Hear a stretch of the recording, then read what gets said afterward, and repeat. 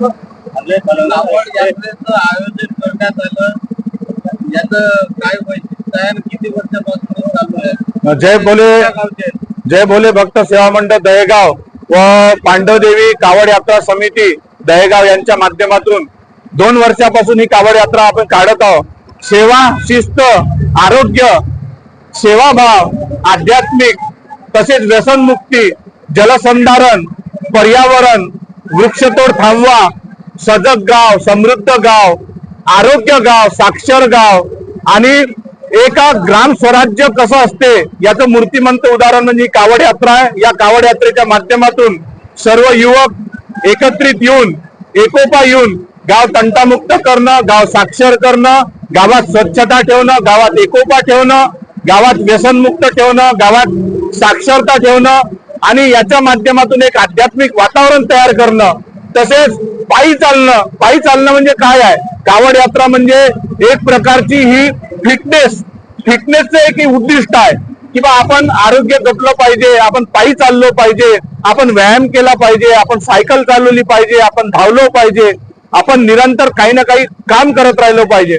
तसेच काल आम्ही आमच्या सती सोनामाता देवस्थान येवती डोमाघाट इथे आम्ही काल जलपूजन केलं, नदीपूजन केलं. कालच 21 तारखेला जलसंधारण दिवस होता, त्याच्या माध्यमातून आम्ही काल नदीपूजन केलं आणि जलाचं महत्व, पाण्याचं महत्व सर्व गावकऱ्यांना समजून सांगितलं.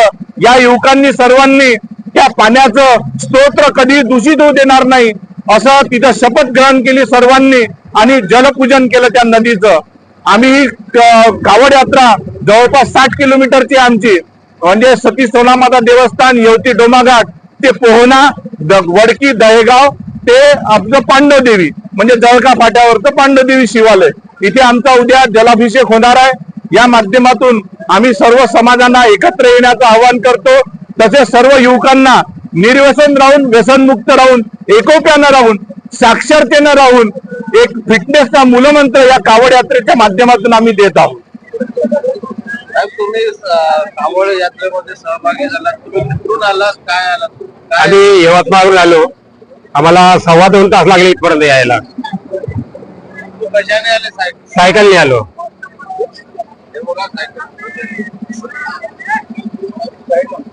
कुठून आले? हे आमचे क्रीडा भारती सायकलिंग ग्रुपचे सदस्य आहे.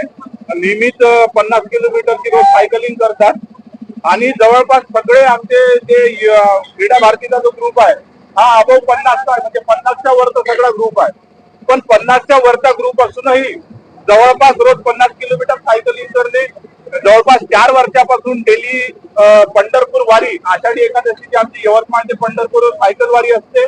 ती सायकल वारी आम्ही 4 दिवसात पूर्ण करतो. तसेच दरवर्षी आमचा इव्हेंट असते मालवण सी स्विमिंग, समुद्रामध्ये पोहणे. दरवर्षी आमचा ग्रुप मालवणला समुद्रामध्ये पोहायला जाते. 3 किलोमीटर त्या सी स्विमिंगची कॉम्पिटिशन असते 3 किलोमीटरची. त्याच्यानंतर आमचे काही लेडीज सदस्य सुद्धा आहे, त्या लेडीज सुद्धा रोज 50 किलोमीटरच्या जवळपास सायकलिंग करतात. आणि आमचे जे सायकलिस्ट आहे हे Guinness Book of World Record मध्ये नोंद घेतलेले आहे. म्हणजे काश्मीर ते कन्याकुमारी हा आमच्या सायकलिस्टने पूर्ण केलेला टप्पा आहे. त्यामुळे आमचा क्रीडा भारतीच्या ग्रुपचं नाव Guinness Book of World Record मध्ये नोंदवलेलं आहे. एक प्रकारचे युवकांना प्रेरणा देणं, युवकांना ट्रायथॉलॉन मध्ये सहभाग घेणं.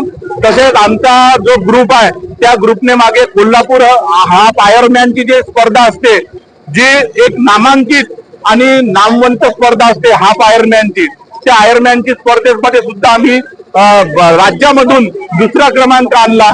या आयरमॅनच्या स्पर्धेमध्ये जवळपास 90 किलोमीटर सायकलिंग, 21 किलोमीटर रनिंग आणि जवळपास 3 किलोमीटर स्विमिंग असतात. ही सुद्धा आम्ही मानाची स्पर्धा कोल्हापूर येथे जिंकून आलेलो आहोत. असे आमचे हे सायकलिस्ट राहुल सार्वे आहे, नियमित सायकलिंग करतात.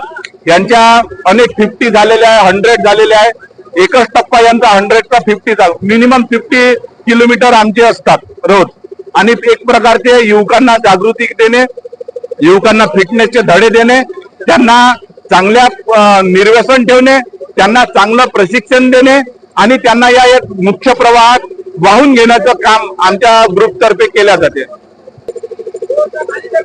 अरविंद भाऊचं सुद्धा दरवर्षी या कावड यात्रेला तनमन धनाने सहकार्य असते, त्यांचे सुद्धा मी खूप खूप आभारी आहे. तसेच काकडे साहेबांचे आणि गावातील जे काही नामवंत व्यक्ती असन यांचा सुद्धा सहभाग या कावड यात्रेमध्ये लाभतो. कावड यात्रेच्या माध्यमातून जनजागृती करत आहेत आणि लोकांना काय संदेश द्या?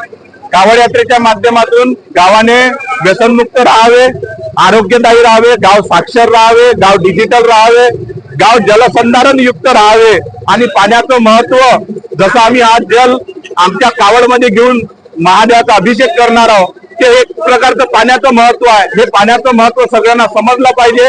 जल आहे तर जीवन आहे, जल वाचवा जीवन वाचवा, हे आम्ही एक संदेश घेऊन गावागावामध्ये पोहोचत आहोत.